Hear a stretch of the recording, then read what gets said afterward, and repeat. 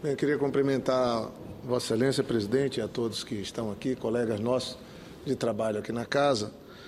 Eu venho tratar de um outro tema, mas eu já fiz na abertura do trabalho uma informação que o presidente da casa certamente hoje tem a intenção de fazer um comunicado ao país e especialmente aos profissionais da área sobre o resultado da reunião da mesa diretora. E eu, particularmente, acho que a reunião foi muito boa, porque é uma decisão que foi tomada, num entendimento com o diretor da área, que fez uma bela explanação, e também com a opinião nossa. O presidente incorporou muito do que nós sugerimos, e o Senado não vai abrir mão de seguir reduzindo seus custos, vai fazer isso, mas vai dar um tratamento diferenciado para essa área que, para mim, é um pouco da alma do Senado. Sem comunicação, sem a transparência que a TV Senado, a Rádio Senado nos garante, e o próprio jornal, nós não vamos a lugar nenhum.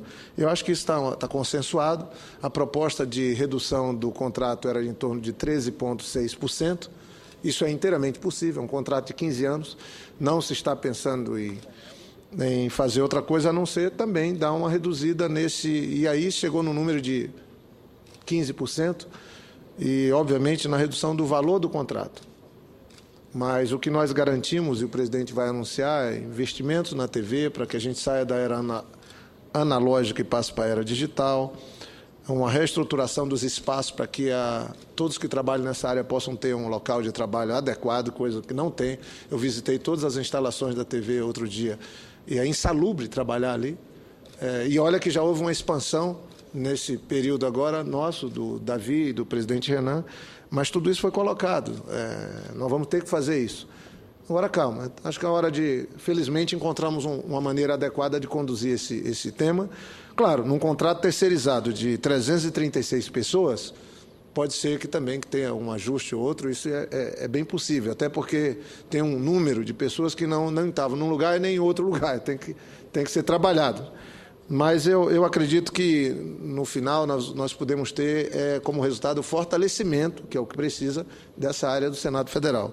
Mas eu queria, presidente, fazer aqui uma fala. Nós estamos no mês da Copa, hoje o noticiário, desde cedo, é impressionante. Eu não queria falar hoje de futebol, porque o meu Botafogo perdeu ontem 2-0, estou muito chateado, triste até. E, num momento, não conseguia ver. Mas a paixão do brasileiro é futebol também, uma delas. Mas eu quero falar um pouco sobre a Copa do Mundo. Nós estamos já dentro do mês da Copa e penso que muitas coisas têm sido ditas sobre a Copa do Mundo, sobre esse privilégio do nosso país de ser o endereço do evento de maior audiência do planeta, o evento que reúne mais atenção, extrapola as religiões, extrapola os continentes, extrapola os conflitos, é a Copa do Mundo. É o evento de maior audiência do planeta. Nós somos 7 bilhões de pessoas e vamos ter uma boa parcela deles ligadas e com um olhar voltado para o Brasil.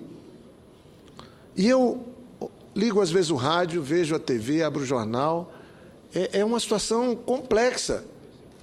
Quase uma esquizofrenia, porque em todo país que houve Copa do Mundo tem manifestação, tem discordância e protesto. Isso é parte. Aliás, só acontece onde a democracia está viva. Não é diferente aqui no nosso país. Então, para mim, eu parto do primeiro ponto, que toda e qualquer questionamento e manifestação é legítima. Agora, nós não podemos também fechar os olhos para os fatos concretos. Tem muita desinformação quando o assunto é Copa do Mundo. O Brasil, há 60 anos, sediou uma Copa do Mundo. Choramos na final, né? Eu li, é parte da história. E quem gosta de futebol busca, naqueles tempos, um futebol diferente, inclusive, do de hoje, menos vinculado ao mercado e mais vinculado ao talento, à paixão do torcedor. O fato é que a gente sonhava de ter a possibilidade de ter uma outra Copa do Mundo. O país do futebol não sediava a Copa do Mundo há 60 anos. Por isso que eu queria cumprimentar todos que lutaram. Agora, não vamos confundir essa regra engessada da FIFA, que faz uma espécie de leilão no mundo, com todos os países querendo sediar uma Copa do Mundo, como se isso fosse uma opção do Brasil de querer fazer isso ou aquilo. Não, o evento é da FIFA.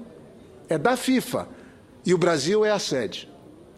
Eu, particularmente, estou junto para lutarmos para termos uma outra FIFA que possa ser contemporânea, que não seja essa coisa mais vinculada ao comércio do futebol do que a beleza, o talento e a paixão do futebol. Nisso estou de acordo. Mas tem uma página que está virada. O Brasil vai sediar a Copa do Mundo este mês.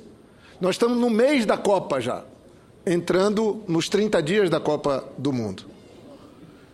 E aí, também, por acaso, estamos vivendo um ano de eleições. Nós vamos ter eleição geral no Brasil. E eu não tenho dúvida que alguns estão aproveitando para tentar confundir as coisas. Alguns estão até fazendo vinculação direta do resultado da eleição com o resultado da Copa, com manifestação da Copa, com ataque ao governo. Nós podíamos ser sinceros nisso. No futebol, a paixão desequilibra, às vezes, o bom senso. Mas aí é parte do futebol. Mas misturar a eleição com a paixão do futebol é um pouco demais. Parece que setores da mídia entendem que, bem, não dá para atingir ali pela política, vamos agora usar o futebol. Está errado. É querer manipular a sociedade. Parece que setores da oposição cegam, falam bobagem, falam mentiras sobre a Copa do Mundo. Querem números? Vou apresentar alguns poucos. Qual é o custo da Copa do Mundo? Aí já dizem, o governo está gastando 30 bilhões com a Copa do Mundo. Mentira. Não é verdade. É um desrespeito ao cidadão que nos ouve falar desses números. A Copa do Mundo tem custo, óbvio. Mas, se todos os países disputam a Copa do Mundo, eu posso passar alguns custos. Verdade sobre os números da Copa.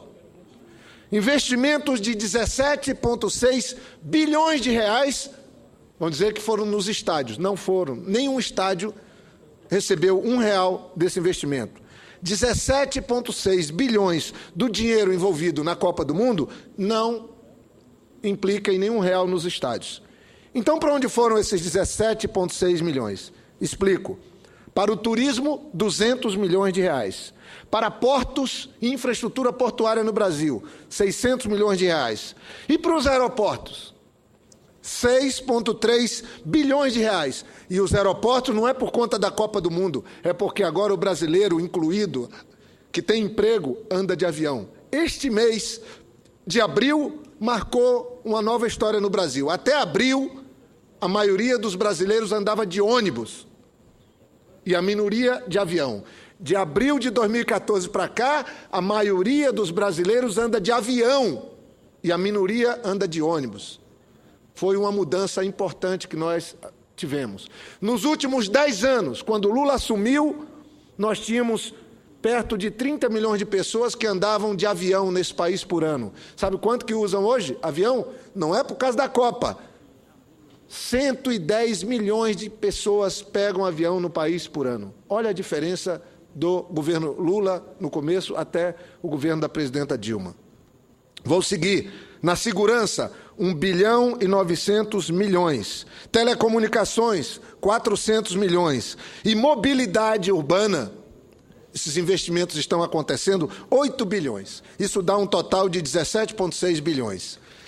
Mas aí alguém pode falar, mas senador Jorge Viana, e os estádios? Falaram que são 30 bilhões por estádio. Estou acabando de dizer que não. 17,6 bilhões, eu já expliquei onde foram gastos. Nos estádios, os investimentos totais foram de 8 bilhões. Alguém pode dizer, é dinheiro demais, é um absurdo, é um abuso o Brasil gastar em estádio 8 bilhões. Primeiro, calma. Recursos privados e de governos estaduais, 4 bilhões. E financiamento, outros 4 bilhões. Agora, alguém podia perguntar, e que Brasil nós tínhamos antes do PT estar no governo, do Lula ter assumido a presidência? Um país que o PIB era de 500 bilhões de dólares. Num país que o PIB era de 500 bilhões de dólares, investir 8 bilhões em estádio, certamente seria um abuso, uma afronta. Mas qual é o PIB do Brasil hoje? Que Brasil nós temos hoje? O PIB do Brasil hoje é de 2,3 trilhões de dólares. Esse país tem que estar investindo, sim, 6,3 bilhões em aeroportos. Quem já andou na nova ala do aeroporto de Brasília? Quem não se orgulha desse país quando entra naquela nova ala? Quem é que não tinha vergonha da ala velha, do aeroporto velho, do terminal velho? Essas mudanças têm um defeito. Estão chegando depois daquilo que nós queríamos. Já era para estar feito há muito tempo. Já era para ter melhorado há mais tempo. Mas não venham querer colocar nas costas do governo do PT a responsabilidade pelo que não foi feito nesse país. Quantos anos esses que nos criticam hoje governaram esse país? Quantos aeroportos fizeram? Quantos terminais de passageiro igual o de Brasília fizeram? Quantos fizeram igual o terminal de São Paulo? Eu queria andar um pouquinho mais. A soma dos gastos com a Copa chegam a com tudo que envolve a infraestrutura que o país está criando, a 30 bilhões, e aos estádios, 8. Eu, particularmente, tenho uma crítica a fazer. No Acre, nós criamos um serviço de atendimento ao cidadão. Investimos 25 milhões. Todo e qualquer problema que um cidadão tem, rico ou pobre, ele vai lá na OCA, foi na época do governador Binho, o governador Tião Viana implementou, é orgulho nosso. Ele resolve, não importa a situação social dele, ele vai lá e resolve a vida dele. Está tudo lá, governo federal, governo... É o melhor centro de atendimento ao cidadão do Brasil, é lá em Rio Branco. Levamos outro dia o presidente Lula e ficou estarrecido de ver. O ministro de Ciência e Tecnologia, na época, Luiz Mercadante, ficou chocado de ver. Todo e qualquer cidadão de qualquer lugar do mundo não acredita que tem um serviço. Aquilo ali é um serviço, sim, padrão, acima do FIFA. Agora, que tal transformar os estádios todos nossos, a parte que não é ocupada deles, já que está sendo feita a mobilidade, num espaço de criar serviço de atendimento ao cidadão? Isso poderia ter sido feito, isso pode ser feito. Se nós transformarmos cada estádio desse, do Itaquerão ao Maracanã, num centro de atendimento ao cidadão, sabe quantas pessoas visitam a OCA de Rio Branco todos os dias, senador Paim, presidente? 8 a 9 mil pessoas todo dia vão lá na OCA, são bem atendidos, bem tratados e resolvem seu problema. E no Rio de Janeiro, quantos iriam no Maracanã todo dia? 20 mil, 30 mil, 40 mil? Isso é possível fazer. Toda a mobilidade não foi feita, vinculado também ao atendimento dos estádios? Isso pode ser feito para a gente fazer o melhor uso desses investimentos. Eu queria dizer também que tem uma série de dados aqui que eu poderia descrever, esses investimentos todos, mas a Copa da Confederação, por exemplo, gerou 303 mil empregos, diretos e indiretos. Aqui são dados que a Fundação Getúlio Vargas trabalhou. A Copa do Mundo é um evento 3 vezes maior, né? O Campeonato Mundial, segundo consta um estudo da própria Fundação Getúlio Vargas, de 2010 a 2014, movimentou direta e indiretamente 142 bilhões de reais. Então, são dados que eu trago para poder, de alguma maneira, não fazer frente aos ataques, aos questionamentos que se faz, porque eu penso que o debate é muito importante que seja feito. Mas não é possível que a gente esconda algumas questões. Por exemplo, estarão nos visitando 3,6 milhões de turistas nas 12 cidades durante o período da Copa. 3,6 milhões de turistas. Em 2014, a expectativa é que o Brasil venha venham ao Brasil mais de 7 milhões de visitantes neste ano de 2014. E o gasto previsto desses visitantes de 8,73 bilhões. O setor que mais vai se beneficiar é o da hotelaria, com 2,1 bilhões. Gasto pelos visitantes. O setor de alimentos, 900 milhões de reais gasto pelos visitantes. E o do comércio, 831 milhões. Eu queria, então, senhor presidente, fazer aqui uma observação.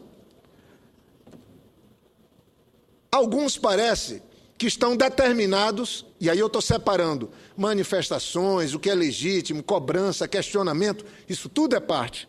Mas alguns parece que estão determinados a boicotar a Copa e alegando que o boicote à Copa é por um Brasil melhor. Mas eu acho que estão fazendo isso, no mínimo, do jeito errado. Os investimentos na Copa, nos estádios, na infraestrutura das cidades já foram feitos. A luta agora é outra. A luta agora é outra. Os custos já passaram. Agora, é exatamente a hora de nós começarmos a tentar tirar frutos. Eu estou trazendo uma proposta concreta, transformar todos os estádios do Brasil, da Copa, em centro de atendimento ao cidadão. Eu duvido que fique um estádio desse, diariamente, sem receber 30, 40 mil pessoas, fazendo um bom uso da mobilidade instalada. E aí, sobre isso também, tem algumas questões que é relevante a gente apresentar. Se questiona muito aqui o Mané Garrincha, o governador Agnello, e eu quero fazer uma defesa do governador Agnello. Senador Paulo Paim, presidente, Vossa Excelência tem ideia? O estádio Mané Garrincha, que foi feito aqui em Brasília e ninguém reclamou, ele tinha 36 anos de vida. Sabe quantas pessoas entraram no Mané Garrincha em 36 anos de existência dele? Não foi o PT que fez o Mané Garrincha, não. Não foi o governador Agnello que fez o Mané Garrincha, não. Ninguém fala isso, esconde. Vem aqui reclamar do governador Agnello. Sabe quantas pessoas entraram no Mané Garrincha em 36 anos? Com a quantidade de evento enorme que ele tinha? 340 mil pessoas em 36 anos. 340 mil pessoas entraram no estádio Mané Garrincha em 36 anos de existência dele. E quantos entraram no Mané Garrincha sem a Copa, até aqui, do dia que foi inaugurado para cá? Sabe quantos, senador Paim? 655 mil pessoas. É um número. Não querem número?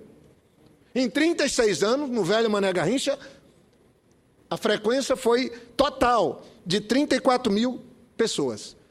Do Mané Garrincha inaugurado para cá, o novo, feito na gestão do governador Agnello, foram 655 mil pessoas até aqui, sem Copa do Mundo. A Copa das Confederações, é claro, mas sem a Copa do Mundo. Então, agora imagine transformar o Mané Garrincha, e eu estou sugerindo ao governador do Distrito Federal, uma parte dele, quando não tem jogo, num centro de atendimento ao cidadão de Brasília. Toda a mobilidade, toda a estrutura criada para a Copa, ficar a serviço do cidadão pobre, do cidadão que é tratado mal quando vai buscar resolver um problema seu. Nós no Acre fizemos. Quem quiser visitar, o melhor centro de atendimento ao cidadão do Brasil e um dos melhores do mundo é lá em Rio Branco. Pode ir qualquer hora, pode entrevistar qualquer pessoa. Chama-se OCA, Centro de Atendimento ao Cidadão. As cadeiras que os pobres sentam lá na OCA, é melhor do que as cadeiras dos aeroportos de Bacana anda, para andar de avião. Os que agora o cidadão simples também está começando a andar. Eu queria ouvir o senador Suplicy, depois concluir, senhor presidente, por gentileza. Ouço a parte do senador Eduardo Suplicy. É muito boa a sugestão de Vossa Excelência, prezado senador Jorge Viana, e baseado na sua própria experiência ali em Rio Branco, de fazer com que os estádios de futebol, sobretudo aqueles que foram recém-construídos, como Itaquerão... Todos com mobilidade, todos pensados... Com mobilidade, muito mais fácil e tudo... Comunicação... Possam ser utilizados não apenas para os jogos de futebol, que constituem o esporte preferido do povo brasileiro, possibilitando até que para não apenas os jogos da Copa do Mundo, mas para os grandes clássicos que ocorrem em cada uma das unidades da federação, mas também que possam estes estádios serem utilizados seja para atividades culturais, educacionais, e Vossa Excelência dá um bom exemplo com uma iniciativa prática já em andamento, muito bem sucedida, de transformar em centro de atendimento à população em todos os serviços que a população normalmente está no seu cotidiano em busca de facilidades para as mais diversas para os mais diversos objetivos.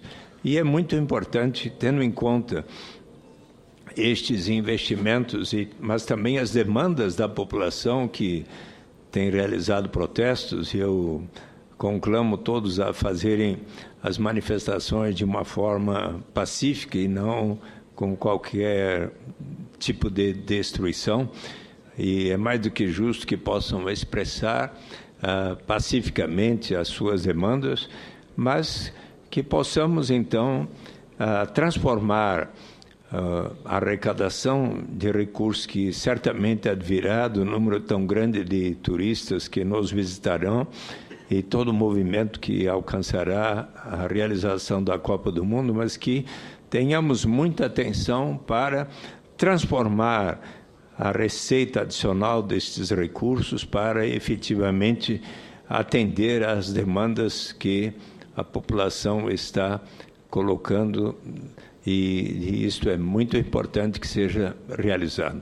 Meus cumprimentos pela sugestão. Muito obrigado. Eu, inclusive, senador Eduardo Suplicy, vou apresentar a indicação e vou estudar a possibilidade de transformar isso numa proposição para que os estádios, de fato, fiquem a serviço do cidadão, de serem palcos da alegria do futebol, do espetáculo do futebol, mas há, embaixo de todas as arquibancadas, espaços que são fantásticos, se bem aproveitados, você dá um uso permanente que em lugar nenhum do mundo é dado.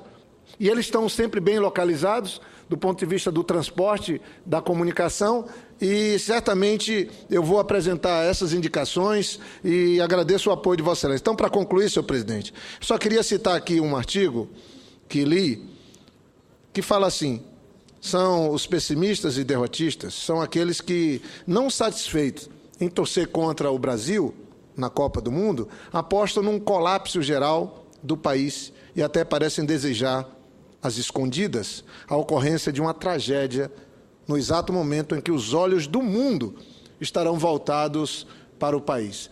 Eu estou preocupado com isso, porque a crítica, a cobrança é normal. Mas, gente, é o nosso país que está sediando a Copa do Mundo, é o nosso Brasil.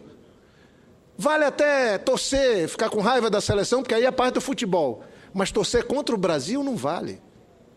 Torcer para o Brasil tratar mal quem nos visita, torcer para o Brasil ficar mal diante do mundo, não vale. O Nelson Rodrigues, que é o maior e mais famoso cronista do desportista desse país, ele dizia que o Brasil tinha um complexo de vira-lata. Isso é o complexo de vira-lata. É a gente estar começando a conquistar um outro Brasil e ficar falando, parece que com saudade daquele país que a gente se envergonhava. Eu não acho isso correto. E o pior, senador Paim, eu vou concluir com isso, é querer vincular o futebol com a política. Para os menos avisados, eu vou ler aqui, fazer uma memória do que ocorreu nas eleições, nas últimas eleições, quando o Brasil estava disputando a Copa do Mundo, vinculando aqui a derrota do Brasil com a eleição ou desvinculando. Vamos aqui a primeira. 1998, o Brasil perdeu a Copa na França, em jogo decepcionante contra os anfitriões. E o presidente Fernando Henrique Cardoso se reelegeu no primeiro turno, mesmo com a economia enfrentando muita dificuldade. Então veja que o povo não é bobo, ele separa bem as coisas. Eu estou me referindo a 98. Crise econômica no país, depois se configurou, depois da reeleição do presidente Fernando Henrique Cardoso, da reeleição do PSDB, que criaram a reeleição para eles. O que é que aconteceu? O Brasil foi um fracasso na Copa, perdeu e o presidente foi reeleito. Vamos para 2002, rapidamente. 2002, o Brasil sagrou-se pentacampeão, invicto na Ásia, na Coreia e Japão, e o PSDB colheu a mais acachapante derrota nas urnas. Então o PSDB teve a maior derrota, mais acachapante derrota para nós em 2002, e o Brasil foi pentacampeão invicto. Veja que o povo desvincula completamente o resultado da Copa, isso para os menos avisados eu informo. E em 2006, a seleção brasileira jogou o Mundial apático na Alemanha, para não dizer vergonhoso.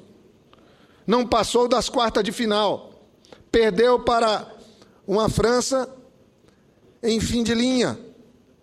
E o que é que aconteceu com a política? O presidente Lula criou a onda vermelha e foi eleito da maneira que foi.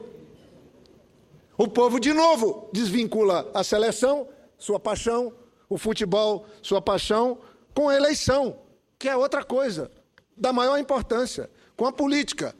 Mas eu acho que setores da imprensa pensam que podem embaralhar tudo.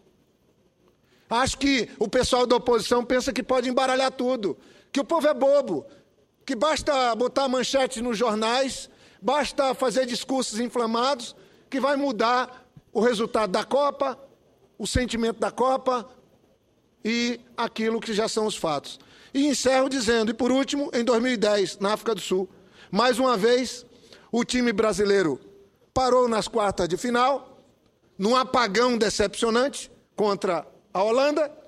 E qual foi o resultado da política? Ou seja, apagão na seleção e o resultado da política, mesmo assim, o PT, comandado por Lula, elegeu a primeira mulher presidente do Brasil. O PT ganhou o 3º mandato. Então, eu acho que o melhor que nós podemos fazer, senhor presidente, e a todos que nos acompanham, separar as coisas. Eleição no tempo da eleição. Copa do Mundo no tempo da paixão, do sofrimento, do sorriso, da alegria. Mas tem uma outra componente que deve unir o Brasil. Com todo o respeito às manifestações, o sentimento de amor por essa terra. O sentimento de amor por essa terra diante dos olhos do mundo. Penso que isso tem que bater no coração de cada brasileiro.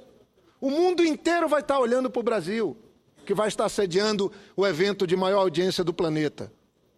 Todas as televisões. E nós vamos querer o quê? Fazer um acerto de conta entre nós brasileiros numa hora dessa. Não estou querendo deixar para depois, não. Eu só estou querendo que a gente faça como sempre fizemos. Ter amor por esse país, trabalhar para consertar o que está errado, sonhar com um Brasil melhor para todos, ter um olhar especial para os que estão excluídos ainda, mas isso tudo dá para fazer e, ao mesmo tempo, ser acolhedor com quem vem nos visitar e aproveitar essa bela chance que o Brasil conquistou de sediar a Copa do Mundo para mostrar que o nosso Brasil é outro, que ainda está longe do que nós sonhamos, mas nós estamos num caminho que queremos conquistar de ser uma referência de nação, de povo, de país para o mundo inteiro, com justiça social, sem violência e sendo um exemplo de uma economia sustentável que possa criar uma nova fase para o mundo, diferente da que a Europa criou, diferente da que os Estados Unidos criou, uma fase solidária com a África, com a Ásia e com a América Latina. O Brasil tem essa oportunidade. Tomara que ela não seja desperdiçada. Muito obrigado, presidente.